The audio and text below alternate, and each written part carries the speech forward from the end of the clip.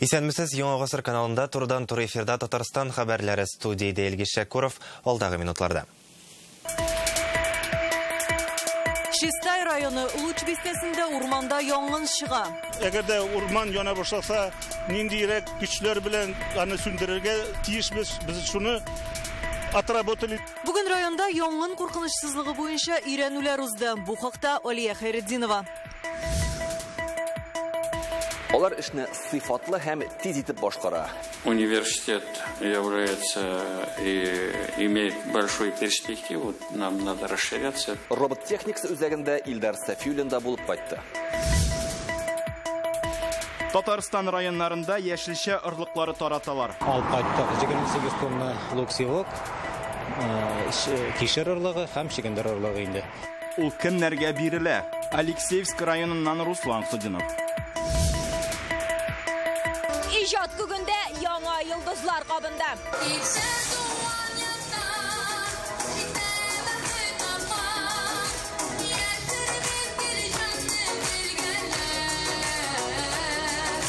İkinci тапкыр узучы телевизион фестиваль яшь иҗатчыларны нәрсә белән җәлеп итә? Созвездие йылдызлы гала концертында катнашучылар белән Динә Хисамдинова аралашты. Кояшлы көннәргә алмашка яңгырлар килә, инде иртәгә температура төшәчәк һәм явым төшемнәр көтелә. Димәк, язгы ташуга игътибар кимемәячәк. Соңгы тәүлектә республика елгаларында су 10-93 сантиметрга кадәр күтәрелгән.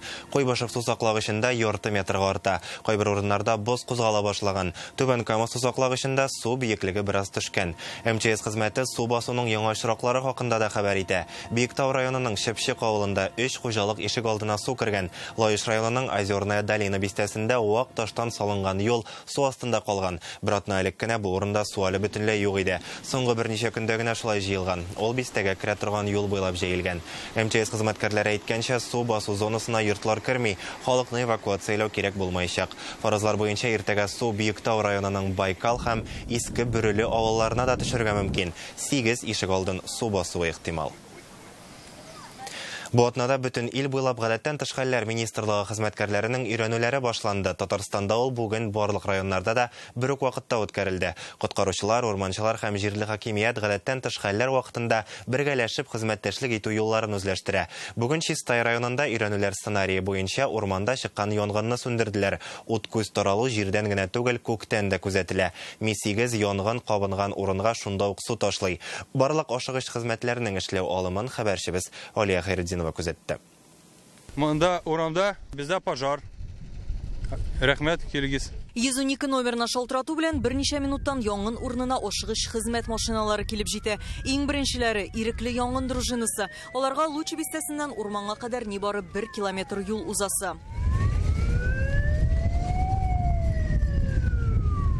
Өйрәнүләр планы буенча янгын урман полосасында килеп чыккан. Биредә 2 гектардан артык агач үсә. Янәшәдә генә 600 хуҗалыктан торган авыл җирлеге. Узган ел биредә янгыннан саклана алмаганнар 200 квадрат метр мәйданда тупыл мамыгына ут каба. Бүген янгын таралмасын өчен мәйданны тирән чыкыр казып әйләндереп алдылар. Кама урманчылыгы 53 000 гектар җирне били. Бу зонага Чистай, Мамадыш, Балык бистәсе районнары керә. Янгыннар килеп чыгуның иң төп сәбәбе кешеләрнең ваемсызлыгы, ди урман хуҗалыгы җитәкчесе. Узган ел биредә зур янгыннар булмаган, тик җәй артык иссе килү сәбәпле кыры үләнгә ут кабу очраклары күзәтелә. Менә безнең хәзер 1 май, 9 май бәйрәмнәре халыкка 10 көн жол бирелә. Халыкка инде природага чыгасылар килә. Шуңар күрә чыккач инде ушак ягалар, шашлык пешерәләр. Без инде аның белән көрәшәбез. Өйрәнүләргә 160 кеше, 25 берәмлек махсус техника һәм вертолет җәлеп ителде. Янгынны сүндерә алмагач, кризислы хәлләр белән идарә итү үзәгенә дә хәбәр итәләр. Аннан инде вертолет чакырталар. Вертолетның бер багына 5 тонна су сыя.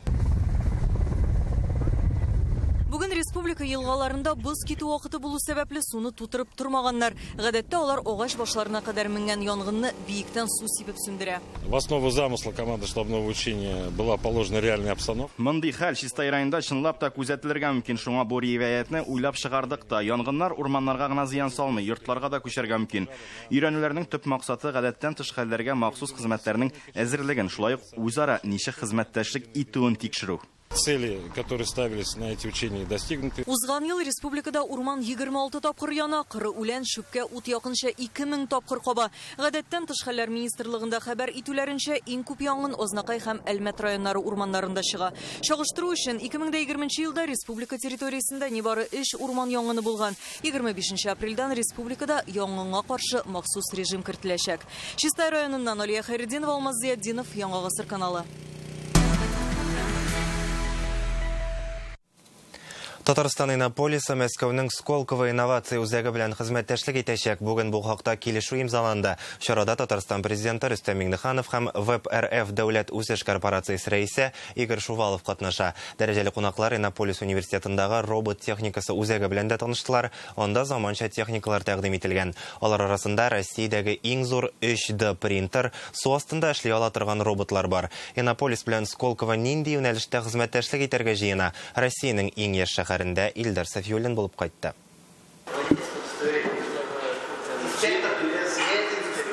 Кунакларга автомобиль инспекторны тәкъдим итәләр. Салонда имтихан бирүчедән башка кеше юк. Аның юл йөрү кагыйдәләрен ни дәрәҗәдә белүен машинадагы компьютер тикшереп билге куя. Алдап та ришвәт биреп тә булмый. Ә монысы су астындагы торбаларны тикшерә торган робот ташбака.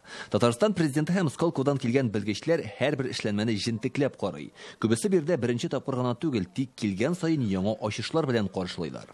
Хәзерге вакытта без Иннополистагы иң заманча робот техникасы үзәгендә. Менә бу, мисал өчен, Россиядәге иң зур 3D принтер. Гадәттә без принтер дигәч компьютердан кәгазь чыгара торган аппаратны күз алдына китерәбез. Ә бу исә менә шундый пластик материаллардан төрле детальләр ясарга сәләтле. Алда көннәрдә әлеге аппарат ярдәмендә 5 метрлы киме ясарга җыйналар. Һәм инде язу ташлар тынганнан соң аны Идел елгасында сынап та караячаклар. Конечно же, мы очень рассчитываем, что Иннополис это не республиканская площадка, это мощный федеральный центр. Булган тәҗрибәне уртаклашу гына түгел, бергә эшләр чак җитте диләр. Санкция шартларында бу аеруча мөһим. Акыл, гыйлем, усталык һәм алдынгы карашны бергә туплау илнең инновация үсешенә зур этәргеч булачак. В республике мы большое внимание уделяем IT-сфере. В IT-индустрии республики насчитывается порядка 3000 компаний, более 40 тысяч специалистов. Конечно, здесь центровой роль это наш проект Иннополиса. Для дальнейшей реализации необходимо дальнейшее развитие Иннополиса. Это новые объекты социальной и производственной инфраструктуры. Соглашение о сотрудничестве. Моны инновация өлкәсендә тарихи вакыйга дияргә була. Хәзер Иннополис белән Сколково белгечләре бергә эшләячәк. Уртак үсеш юнәлеше барлыкка килергә тиеш. Югары уку йортлары студентлары ике яктада тәҗрибә туплаячак. Ягъни Иннополистагы студентлар Сколково барып беренче ай белем алачак. Сегодня основная цель наша. Безнең максат илдәге инновацияләр үсешенә ярдәм итү. Бу юнәлештә шушы тармактагы оешмаларның уртак хезмәттәшлеге бик кирәк. Нәтиҗәдә югары технологияләр кулланучы яңа предприятиеләр барлыкка килергә тиеш. Хәзер ике технопаркны эшләтеп җибәрергә кирәк. Берсе Иннополиста, икенчесе Сколковода. Ул хезмәттәшлек үзәкләре булачак. Бездә хәзер инвестицияләү мөмкинлеге бар. У нас есть инвестиционные возможности, у ВЭБа сейчас хорошие инвестиционные возможности. ВЭП-РФ дәүләт корпорациясе Иннополиска 9 миллиард инвестиция кертергә әзер. Нәтиҗәдә анда 2 технопарк һәм 1 сәнәгать паркы төзеләчәк. Проект 2025 елга кадәр исәпләнгән. Компании Иннополиса могут воспользоваться еще. Бу килешүдән һәркем тачак. Иннополис өстәмә ташламаларга ия була. Шулай ук яңа проектларны тормышка ашыру өчен финанслар җәлеп итү мөмкинлеге дә барлыкка килә. Бергә эшләү файдага булачак. Эксперты всегда рассмотрят и направляются материалы, и они возвращаются обратной связи. Инде бүгеннән үк уртак юнәлеш билгеләнгән. Ел дәвамында цифр технологияләрне үстерү һәм яшь белгечләргә ярдәм йөзеннән грант системасын киңәйтергә җыеналар. Возможности Сколково, которое предоставляет. Без Сколководагы уңышлы проектларны үзебездә тормышка ашырырга ниятлибез. Андагы эшләнмәләрне киләчәктә республика предприятиеләрендә куллану мәсьәләсе каралачак. Иннополистагы резидентларга Сколководагы технопарк чараларында катнашу мөмкинлеге барлыкка килә. Инде бу елның июль аенда ук Сколково Иннополис дип аталучы программа эшли башлаячак. Иннополистан Илдар Сафиуллин, Гадел Миңдубаев, Яңа Гасыр каналы. Үсенте белән орлык бездән, яшелчә сездән Татарстан кулланучылар берлеге авыл хуҗалыгы министрлыгы башлангычы белән оештырылган программаны дәвам итә. Шушы көннәрдә республиканың 43 районына 10 миллион сумлык яшелчә орлыклары таратачаклар. Бу 600 килограмм кишер һәм чөгендер, 28 тонна суган орлыгы. Күзен халык үзеннән артык калган яшелчәне кулланучылар берлегенә киридән сата алачак. Орлыклар иң беренчеләрдән булып Алексеевскига кайтартылган. Руслан Хөснетдинов әлеге районга юл тотты.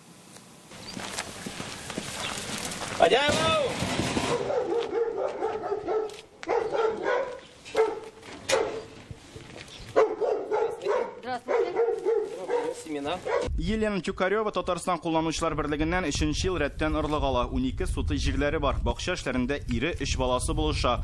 Үзләреннән артык калган уңышның бер өлешен киридән райпога тапшыралар. Без узган ел үзебездән калган 200 килограмм яшелчәне райпога саттык. Килеп алалар, акчасын түлиләр. Орлык өчен аерым рәхмәт. Әлеге бакча кар суларынан арынган, инде тиздән биредә эшләр дә башланып китәчәк. Бакча тутырып бәрәңге, суган, кишер кәбестә утыртмакчылар. Алексеевск районы үзенең җирләренең уңдырышлы булуы белән дә билгеле. Добрый день. Вам семейный материал. Спасибо большое.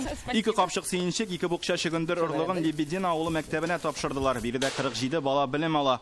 Мәктәп бакчасында җәй буе укучылар тырышлыгы белән яшелчә үстерәләр. Кергән табышны мәктәпкә кирәк яраклар алу өчен тоталар. Узган елны суган орлыгы бирделәр, кишер орлыгы, чөгендер орлыгы.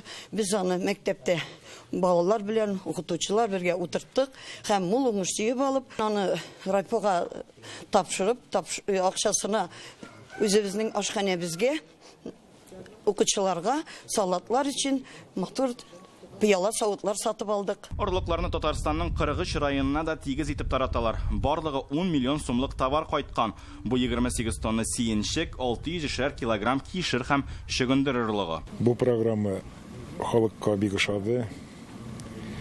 Чөнки орлыкларның качестволары бик яхшы. Бу орлыкларны кыштан ук безгә халык заявка бирә.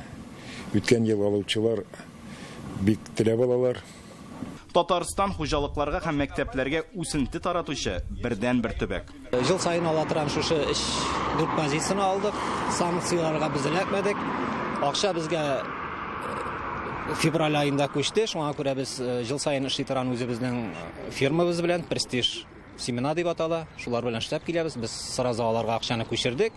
И шуның белән без тышта калдык. Бернинди санкциягә да эләкмәдек. И бәяләр белән дә без арзан бәягә алып кала алдык. Май айында республика халкына 120 мең дәнә кәбестә үсентесе дә таратачаклар. Ул халыкка бушлай бирелә. Алексеевск районыннан Руслан Хөснетдинов, Вадим Илларионов, Яңа Гасыр каналы. Бүген Казанда яңа икътисади шартларда төзелеш өлкәсенә ярдәм чаралары турында сөйләштеләр. Илсур Метшин төзелеш оешмалары җитәкчеләре белән очрашты. Хәзер архитектура һәм шәһәр төзелеше идарәсе хезмәткәрләре подрядчы оешмаларга документлар әзерләгәндә ярдәм итәргә тиеш була. Очрашуда яңгыраган тәкъдимнәрнең берсе шул иде. Бу хаталар җибәрмәс өчен яхшы алым. Шулай ук ышанычны аклаган төзелеш оешмаларына эскроу счетларсыз эшләү мөмкинлеге булдырырга тәкъдим итәләр. Бүген Татарстанның хөкүмәт йортында террорчылыкка каршы көрәш комиссиясенең утырышы узды. Бу юлы ул уку йортларында психологик иминлек темасына багышлана. Утырышны Рөстәм Миңнеханов үткәрде. Президент сүзләренә караганда, соңгы 3 елда республикада мәктәп укучылары һәм студентлар катнашында берничә гадәттән тыш вакыйга булды. Алар барысы да яшьләр мөхитендә булган проблемалар турында сөйли. Сәбәпләре интернет аша зыянлы мәгълүматның үтеп керүе. Бүген балаларга һәм ата-аналарга психолог ярдәме күрсәтү өчен цифрлы платформа концепциясе турында фикер алыштылар. Рөстәм Миңнеханов югары һәм урта һөнәри белем бирү оешмаларында эшне көчәйтергә кушты. Тәрбиядә дә проблемалар бар ди ул. Югары квалификацияле психологлар җитми. Для преодоления указанных факторов снижения напряженности в молодежной среде задействуется научный потенциал, реализуются различные проекты. Общими усилиями удалось изучить эти феномены и выработать управленческие решения для повышения эффективности профилактической работы и снижения таких угроз в будущем. Бүген Казанда киберһөҗүмнәргә каршы тору һәм шәхси мәгълүматны саклау турында да сөйләштеләр. IT-паркта Россия президентының Идел буендагы вәкаләтле вәкиле каршындагы координация советы утырышы узды. Аны вәкаләтле вәкилнең орынбасары Игорь Паншин үткәрде. Чарада Татарстанның Дәүләт Советы рәисе Фәрит Мөхәммәтшин катнаша, мәгълүматны саклау юнәлешендә уйлап тапкан яңалыкларын Идел буе төбәкләре белгечләре тәкъдим итә. Алар сүзләренә караганда, дөньяда көн саен зыян китерә торган яңа 350 программа барлыкка килә. Күп очракта мобиль кушымталар киберһөҗүм ясыйлар. Игорь Паншин әйтүенчә, Татарстан IT өлкәдә уңышлы эшләүче төбәкләрнең берсе, уртаклашыр тәҗрибәсе дә зур. Все посмотрели, насколько республика ушла вперед. Бүген фикер алышкан мәсьәләләрдә бигрәк тә мәгълүматны саклау өлкәсендә республиканың ни дәрәҗәдә алга китүен күрдек. 24 февральдән соң дөнья үзгәрде. Шуңа мәгълүмати куркынычсызлык мәсьәләләре беренче планга чыга. Кыска гына вакыт эчендә дәүләт хакимияте органнарына миллионлаган киберһөҗүм ясалды. Бу исә эшчәнлеккә зур зыян сала. Мы понимаем, что мы можем просто парализовать работу. В месяц 350 тысяч кибератак предотвратили. Это уже после 24 февраля. Практически. Каждый товаропроизводитель, предприятие крупное, которое выпускает такую конкурентную продукцию, обязан иметь систему под рукой, которая могла бы защитить утечку информации и ответить на кибер и иные атаки, число которых геометрически прогрессирует. Белгечләр әйтүенчә, Россиянең IT тармагы хезмәткәрләре тәүлек әйләнәсе эшли, бурычлары илдәге предприятие һәм оешмаларны киберһөҗүмнәрдән саклау. Соңгы вакытта DOS һөҗүмнәр, ягъни сайт һәм мобиль кушымталарга һөҗүмнәр бермә-бер арткан. Яңа шартларда югары квалификацияле белгечләр әзерләү һәм үзебезнең программалаштыру алымнарын уйлап табарга кирәк. Казан өстеннән самолетта экскурсияләр оештыруны тыйганнар. Суд карары буенча бу җиңел моторлы очкычлары булган 3 компаниягә кагыла. Алар сертификаты булмаган килеш очкан дип баралар. Бу хакта Реальное время интернет газетасыннан укыгыз. Татарстан икътисади багланышлар өчен һәркемгә ачык эш итәр өчен бүген яңа базарлар, юнәлешләр, мөмкинлекләр эзлибез. Бу хакта Рөстәм Миңнеханов хезмәттәшебез Динә Газалиевага биргән интервьюсында сөйләде. Мәскәүдә ТНВ филиалы студиясе ачылганга 22 ел булды. Президент шул уңайдан очрашуга кунак итеп чакырылган иде. Ул Татарстан Today дөньяга ачык дип аталган тапшыру өчен сорауларга җавап бирде. Мисал өчен, Болгар дәүләтендә ислам дине кабул ителүгә 1100 ел тулу вакыйгасына аның мөнәсәбәте нинди? Татарстанлыларга хас булган кайсы традицияләрне ул иң мөһиме дип саный. Мы же видим, что у нас достаточно много партнеров, которые готовы работать с нашей страной. Но и наша страна, Российская Федерация, она не такая уж это беспомощная, чтобы там испугаться каких-то. Нет, да, это вызов, да. Это, наверное, будет немножко дискомфорт. Ничего, привыкнем, мобилизуемся, нам предстоит много что изменить. Значит, но мы способны все эти трудности решить. Татарстан белән ислам дөньясы арасындагы багланышлар, туризмны үстерү юллары турында һәм президент белән әңгәмәне тулысынча Татарстан Today дөньяга ачык тапшыруында карарга мөмкин. Ул 23 апрельдә кичке 7дә эфирга чыгачак. Татарстан Дәүләт Советының чираттагы сессиясе 21 апрельдә узачак. Бу хакта бүген парламентның президиум утырышында билгеле булды. Сессиянең көн тәртибенә 25 мәсьәлә чыгарыла. 9 республика кануны, 11 федераль закон. Төп мәсьәлә Татарстан хөкүмәтенең үткән елга хисабы. Депутатлар алдында премьер-министр Алексей Песошин чыгыш ясар дип көтелә. Пандемия чикләүләренә карамастан республика икътисады үсештә, торак юл төзелеше буенча күрсәткечләр уңай диде Фәрит Мөхәммәтшин. Еллар җиңел түгел. Күп кенә мәсьәләләр бездән дә тормый. Шуның өчен бергә буларак без бу проблемаларны чишеп, республиканың инде менә килеп җиткән 22нче елының планнарын тулай мутарга үтәргә дигән ният белән эшләргә дип чыгышлар булыр. Югары нәтиҗәләр һәм иҗтимагый мөһим проектлар өчен бүген Казанда республиканың 120 территориаль иҗтимагый үзидарә вәкилләрен бүләкләделәр. Гомуми приз фонды 50 миллион сум. Ә грантлар 160-тан 650 мең сумга кадәр. Бу акчаларны үзидарәләр проектларны тормышка ашыру өчен куллана ала. Мисал өчен, Менделеевск районыннан Химик үзидарә территориясендә 4000-нән артык кеше яши. Алар бергә концерт, өмәләр, батырлык дәресләре үткәрәләр һәм проблемаларны да бергә чишәләр. Активистлар микрорайондагы 8 ишек алдын төзекләндерү проектын булдырган уен комплекслары һәм тренажерлар белән. Барлык тәкъдимнәрне исәпкә алганнар хәзер тормышка ашырасы. Республикада шундый 452 иҗтимагый үзидарә эшли. Казанда яшәүче 6 яшьлек Амелиягә ярдәм кирәк. 2018 елда табиблар балага сирәк очрый торган диагноз куя. Бифункциональ аксымнар җитмәү. Россиядә ул мондый диагнозы булган бердән-бер бала. Моңа кадәр гел табибка күренеп торганнар баланың хәле яхшырган кебек була. Тик пандемия вакытында тернәкләнү үзәкләрен ябылгач, кыз үзен начар хис итә башлый. Аның бут сөякләре чыга, хәзер буыннары сызлый. Операцияны Польша табиблары ясарга җыена. Шаһиевлар гаиләсенә ничек ярдәм итеп була? Инзилә репортажа. Как умоем, покушаем, мы одеваем обязательно Артез на руки, потому что, видите, она загибает большой палец в ладошку. Кичкенә Амелиянең һәр иртәсе менә шундый артез дигән махсус җайланманы киюдән башлана. Чөнки кул бармаклары һәм аяклары дөрес тормый. 2018 елда табиблар аңа сирәк очрый торган диагноз куйган. Бифункциональ аксымнар җитмәү. Россиядә Амелия шундый бердән-бер бала. Хәзер ул ятып кына тора, үзе хәрәкәтләнә дә, сөйләшә дә алмый. Выявили у Амелии вот как раз-таки 2 поломки генетические. Мәскәүдә тикшерүләр узганда Амелиядә генетик ауру икәнен ачыкладылар. Үзебездә тикшеренгәннән соң ДНК-ларыбыз абый сеңелнеке кебек булуын белдек. Хәзер безгә бала алып кайтырга ярамый. Детей нам больше уже нельзя иметь. Элегрәк Амелия хәрәкәтчәнрәк була. Башында үзе тоткан уенчыклар белән дә уйнаган. 2020 елда пандемия вакытында тернәкләнү узып булмады. Шуңа күрә баланың хәле начарланды дигән исем. Хәзер Амелия сызлануларга түзә алмый. Аның бөт сөяге чыккан. Кичекмәстән 2 аягына да операция ясарга кушканнар. Россиядә бу эшкә алынучылар бар. Тик аннары балага 4 ай гипста йөрисе. Табиблар мондый усулны киңәш итми. Шуңа күрә Польшада операция ясатырга булганнар. Анда 2нче көнгә үк тернәкләнүне башлыйлар. Врачлар әйтләр, алай ясарга ярамый гипс белән. То что зак, аннары аяклары как атрофироваться итә.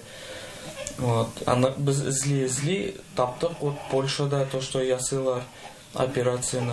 Безнең знакомый бер семьяда бар. Алар Мәскәүдән Турцияга бардылар. Турциядан уже Варшавага килеп җиттеләр. Без проблем юк. Мондый диагноз белән балалар гадәттә 2 ел яши ди табиблар. Амелиягә хәзер 6 яшь. Барысы да вакытында тиешле күнегүләрне эшләү, баланы дөрес дәвалау нәтиҗәсе дия тиянисе. Операцияны 18 майга билгеләгәннәр. Ул 5 сәгатькә сузылачак. Соңыннан Амелия 12 атна дәвамында Польшада тернәкләнү узарга тиеш була. Это может привести к либо некроз тканей мягких, либо ампутация конечностей. Да? Операцияны кичекмәстән ясарга кирәк, чөнки туқыма күзәнәкләренә зыян килү ихтималы бар. Аяк кулларында кисергә мөмкиннәр. Ей больно на самом деле, то есть она испытывает боль. Кичкенә Амелиягә операция ясау өчен 4 миллион 500 мең сум акча кирәк. Хәзергә аның 1 800 меңен җыйганнар. Яшь гаилә битараф булмаган кешеләр ярдәменә өметләнә. Изге Рамазан аенда сез дә бу эшкә үз өлешегезне кертә аласыз. Акча күчерү өчен реквизитлар экранда. Изгелек җирдә ятмый. Индилә Хусаинова, Наиля Абдуллин, Яңа гасыр каналы. Бүген Уникс концертлар залында Созвездие йолдызлык фестиваленең беренче гала-концерты узды. Бу чара 22нче тапкыр Татарстан президенты һәм ЮНЕСКО эшләре буенча Россия Федерациясе комиссиясе теләктәшлеге белән үткәрелә.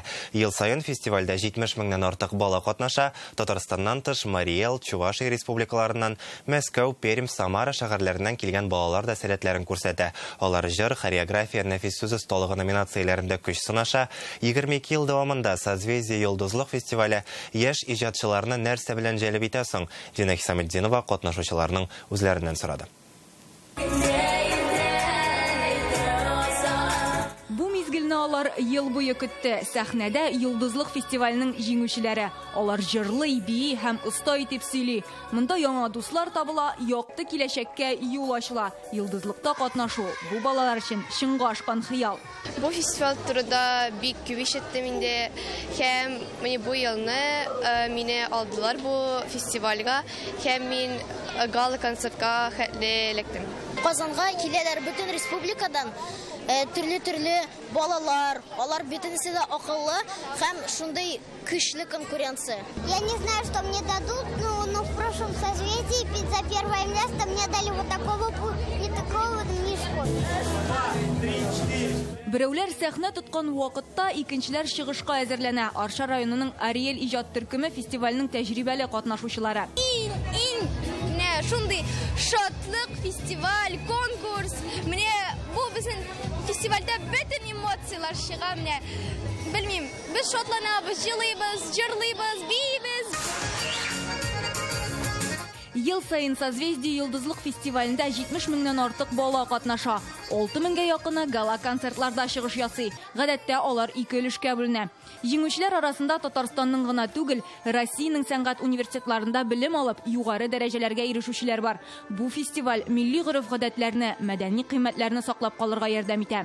Бу 20 ел өчен без костюмлар белән дә эшлибез, мастер-класслар алып барабыз, бию куючы хореографлар бирәбез, икенче шәһәрләрдән чакырабыз. Әлбәттә, менә ул бик зур үсеш балалар өчен. Гала-концертның икенчесе пирамидада 22 апрель узачак. Анда Татарстан президенты Рөстәм Миңнехановның да килүен көтәләр. Бу көнне Созвездие йылдызлык фестиваленең гран-при ияләре дә билгеле булачак.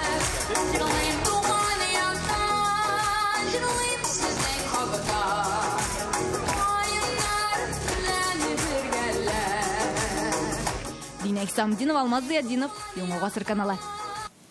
Пәнҗешәмбе көне яңалыклары менә шундый иде. Безнең тапшыруларны телеканалның ВКонтактедагы сәхифәсендә, Телеграм каналында һәм Рутубтан да табып карый аласыз. Исән-имин булыйк.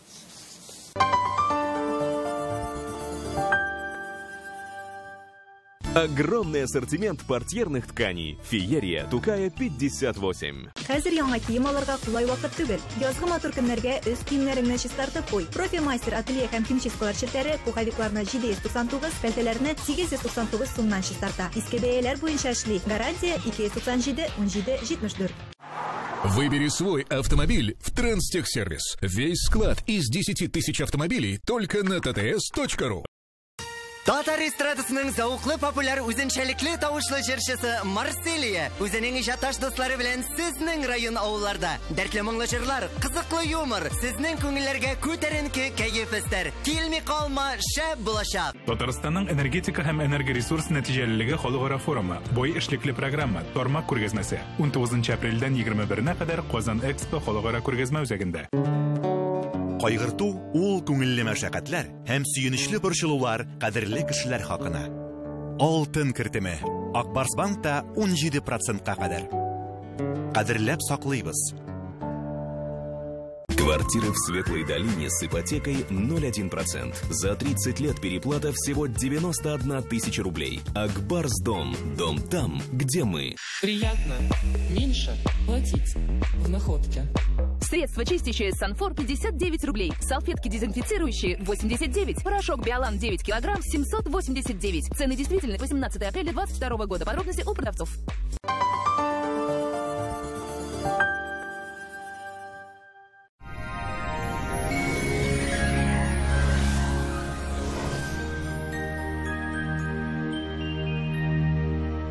Исәңсез эфирда һава торышы чыгарылышым сезнең ганәчнең мәгълүматыннан башлыйбыз. Сезнең размерлар буенча кухня гарнитурасы яки шкаф купе.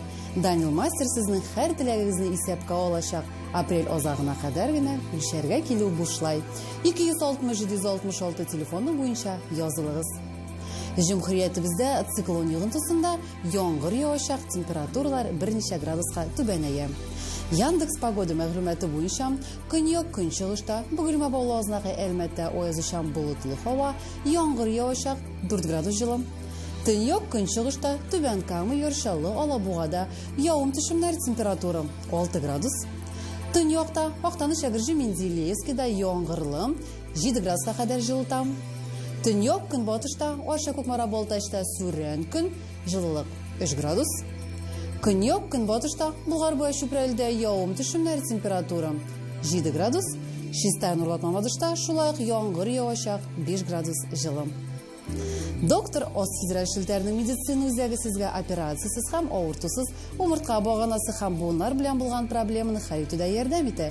12 ел дәвамында Россиянең 10 шәһәрендә клиника табиблары ярдәмендә 70 меңгә якын операциянең кирәге калмый. Умыртка баганасы авырта башласа, хәрәкәт һәм мускулларның эше бозыла, кан әйләнеше начарлана, ичке органнар зыян күрә, хәтта паралич табылырга мөмкин. Авыру хәбәр итә.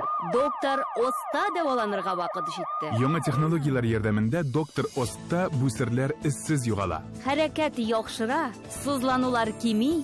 Доктор Ост умыртка баганасын дәвалау буенча яхшы клиника.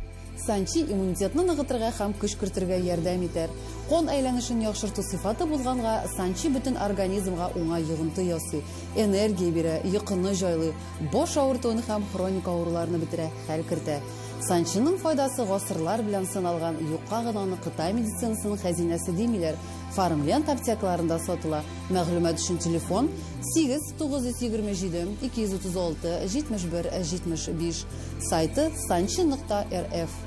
Мәркәзебез Казанда болытлы көн, яңгыр явачак. Температура көндез нибары 2-4 градус жылы, жел көнбатыштан уртача тизлектә. Атмосфера басымы төркемеш баганасының 746 мм тәшкил итә. Һаваның чагыштырмача дымлылыгы 90%, җирнең магнит кырытыныш. Һава торышы турында әлегә менә шулар иде. Безнең каналда калыгыз.